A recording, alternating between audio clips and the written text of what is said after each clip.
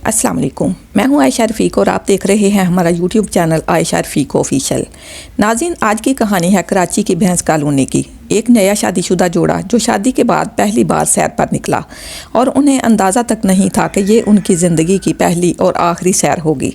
आखिर ऐसा क्या हुआ? कातिल इतना संगदिल क्यों बना? और सबसे अहम सवाल, जिस दिन वो पहली बार घर से बाहर निकले तो उस दिन कातिल को इत्तला किसने दी? क्योंकि इस कहानी में कातिल से भी ज़्यादा ख़तरनाक किरदार वो है जो घर के अंदर रहकर उसी घर को ही जला दे। एक ऐसा कज़न जो हर वक्त अपने कज़न के साथ रहता था, अपने कज़न को अपनी मोहब्बत, अपनी दोस्ती और अपनी वफ़ादारी का यकीन दिलाता था, वही अपने कज़न की जान का दुश्मन कैसे बन गया?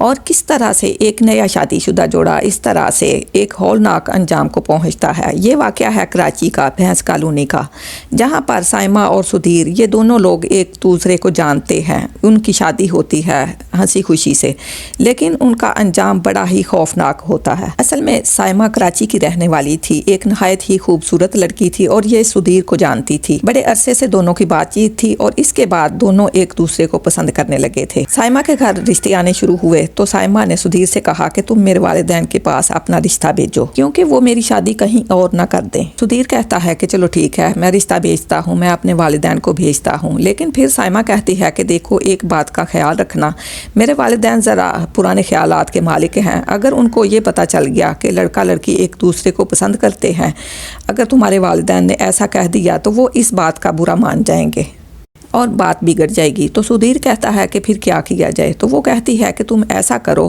कि अभी हाल ही में हमारी फैमिली में एक शादी हुई है, तो तुम कहना कि तुम लोगों ने, तुम्हारी फैमिली ने मुझे उसी शादी में देखा है।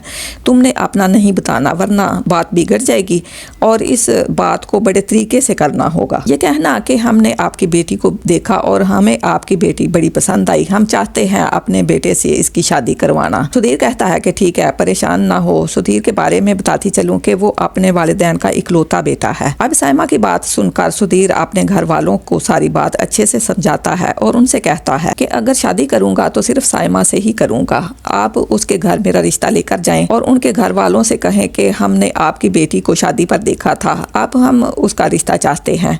सुधीर के घर वाले जो है वो हंसी खुशी इसके घर चले जाते हैं और उनसे कहते हैं कि अगर आप अपनी बेटी का रिश्ता हमें देंगे तो हम उसे बहुत प्यार से रखेंगे, मोहब्बत से रखेंगे, सर आंखों पर बिठाएंगे और हमें बहुत ज़्यादा खुशी होगी, हमारी इज्जत में इजाफा होगा। अब उसके वालिदैन जो हैं बड़े अच्छे से मिलते हैं, चाय वगैरह पिलाते हैं और कहते हैं कि जी हमें बहुत अच्छा लगा कि आप हमारे घर आए, लेकिन क्या करें, हमने अपनी बेटी का रिश्ता तो ख़ानदान में पहले ही तय कर रखा है। अब इस बात पर वो हैरान रह जाते हैं, क्योंकि उनके बेटे ने तो उनको ये बात बताया था कि वो साइमा को पसंद करता है, वो भी इसे पसंद करती है। अगर वो पसंद करती है तो उसने ये बात क्यों छुपाई कि उसका रिश्ता कहीं पहले ही तय है? ये सुनकर वो उल्टे कदमों घर वापस आ जाते हैं और सुधीर से कहते हैं कि देखो, तुम्हारे साथ तो धोखा हो गया है, उस लड़की का तो पहले ही कहीं रिश्ता तय हो चुका है। तो सुधीर जब ये सुनता है तो बड़े गुस्से में आता है और साइमा को फोन करता है और उसे कहता है कि तुमने मुझसे ये बात क्यों छुपाई? तो साइमा कहती है कि ऐसा कुछ भी नहीं है, मेरा कहीं रिश्ता तय नहीं हुआ, मेरे घर वाले तुमसे मेरी शादी नहीं करना चाह रहे, इसलिए उन्होंने ऐसा किया है, वो शायद तुम्हें इनकार करना चाह रहे हैं। अब घर वाले क्या चाहते हैं ये उसको भी नहीं मालूम था। अब सुधीर कहता है कि देखो, इसका तो फिर एक ही हल है, तुम अपने माँ बाप से ये कहो कि मैं यहाँ शादी करना चाहती हूँ। साइमा कहती है कि चलो ठीक है, मैं कोशिश करती हूँ। साइमा कहती है कि चलो ठीक है, मैं कोशिश करती हूँ। बड़ा डरती है, डरती डरती अपनी माँ से बात करती है और माँ जो है वो उसे साफ इनकार कर देती है और कहती है कि तुम्हें पता है कि हमारे यहाँ शादियाँ खानदान से बाहर नहीं की जाती। उसने कहा कि माँ, वक्त बदल चुका है, ज़माना बदल चुका है, ऐसी भी कौन सी बात है? लेकिन माँ कहती है कि नहीं, ऐसा नहीं हो सकता। तो साइमा अपनी माँ से अभी ये बातचीत कर ही रही थी कि उसके वालिद भी वहाँ आ जाते हैं और वो ये बात सुन लेते हैं और फिर साइमा डरते डरते अपने बाप के सामने भी इजहार कर देती है और कहती है कि जो वो लोग आए थे, मैं उन्हीं के बेटे से शादी करना चाहती हूँ और हम एक दूसरे को पसंद करते हैं।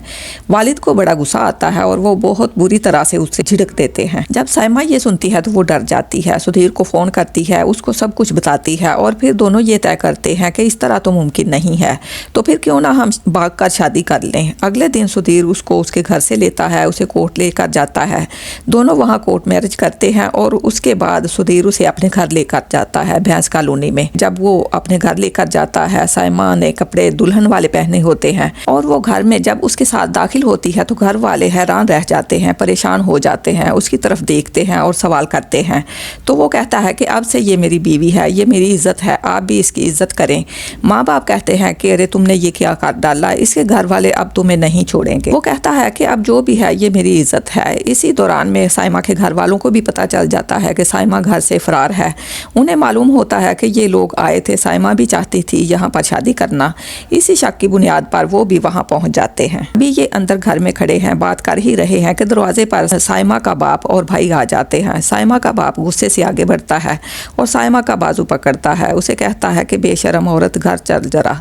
साइमा इनकार करती है और कहती है कि मैं अपने शोहर के घर रहना चाहती हूँ। वहाँ पर सुधीर के वालिदैन आगे आ जाते हैं, मुआफिया मांगते हैं और कहते हैं कि माफ़ कर दीजिए, बच्चों से गलती हो गई। लेकिन उसके वालिदैन बहुत गुस्से में थे, उसका हाथ पकड़ते हैं। सुधीर आगे आता है पकड़ने के लिए तो उसका भाई पकड़कर उसे धक्का दे देता है और फिर घर वाले सुधीर को रोक लेते हैं कि इस तरह से मसला ज़्यादा ख़राब हो जाएगा। और साइमा के घर वाले उसे घसीटते हुए घर ले जाते हैं और साइमा रोती चिल्लाती रह जाती है। साइमा के घर वाले साइमा को घर ले जाकर उसे बहुत मारते हैं, पीटते हैं, उसे डराते हैं, धमकाते हैं और कहते हैं कि अब हम तुम्हारा खुला लेंगे। खुला के लिए कोर्ट में दरख्वास्त दायर की जाती है और इस काम के लिए फिर सुधीर को भी बुलाया जाता है।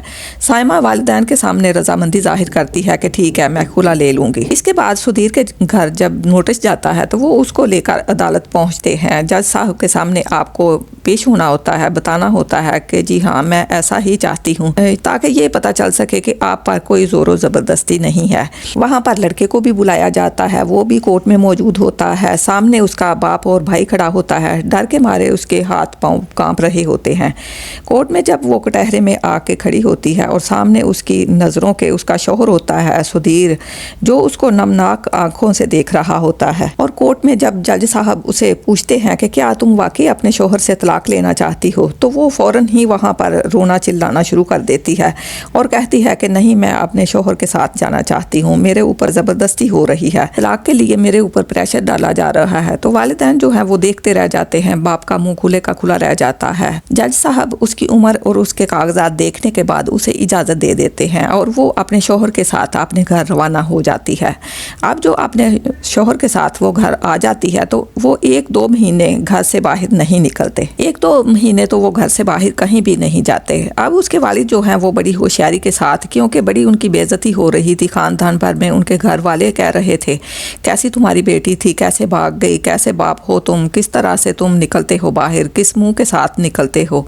ये सारी चीज़ें उन्हें अंदर ही अंदर बहुत ही तैश दिला रही थी। अब उन्होंने ये फैसला कर लिया था कि मैं इस बात का बदला लूँगा, लेकिन बदला लेने के लिए उनको किसने बताया कि आज वो घर से बाहर निकले हैं। अली जो कि सुधीर का कज़न था, दोनों साथ उठते बैठते, चाय पीते, सिगरेट पीते, हर अच्छी बुरी बात सुधीर की वो जानता था और अली की सुधीर जानता था। फिर न जाने इस मुनाफिक और फरेबी इंसान के, न जाने उस मुनाफिक इंसान के दिल में क्या बात थी जिसकी वजह से उसने ऐसा किया। ये शख्स ऐसा मुनाफिक था, सामने तो उसे भाई बनकर, दोस्त बनकर मिलता रहा, लेकिन दिल में उसके लिए कीना रखता था। ऐसे में साइमा के वालिद और अली का राब्ता हुआ और इन्होंने एक प्लान बनाया।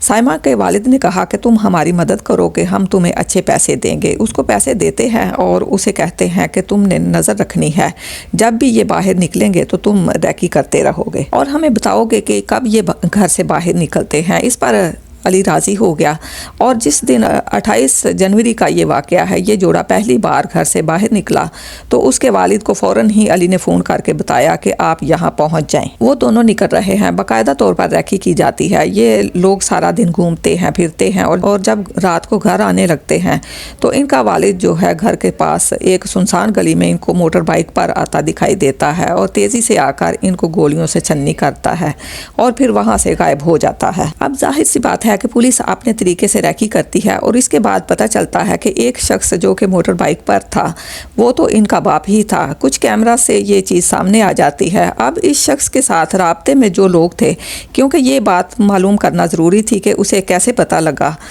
तो जब देखा गया तो कॉल डाटा रिकॉर्ड में अली के साथ उसके वालिद की, साइमा के वालिद की कॉल्स मौजूद थीं। जब कॉल रिकॉर्ड मौजूद था तो इस पर फिर अली को पकड़ लिया जाता है। तो फिर ये अली ये बताता है کہ کس طرح سے انہوں نے مجھے لالچ دیا اور میں نے ان کی مدد کی۔ اس طرح سے ایک گھر کا جو بھیتی ہے وہ کس طرح سے اپنے ہی کزن کو مروانے اور اس کی بیوی کو مروانے کی وجہ بنتا ہے۔ یہ تھا آج کا دل دہلا دینے والا واقعہ، جہاں ایک طرف والدین کی جھوٹی انا نے ایک گھر اجاڑ دیا اور دوسری طرف گھر کے ایک بھیتی نے اپنوں کو ہی موت کے منہ میں دھکیل دیا۔ قتل ایک گناہ کبیرہ ہے اور ایک انسان کا قتل گویا پوری انسانیت کا قتل ہے۔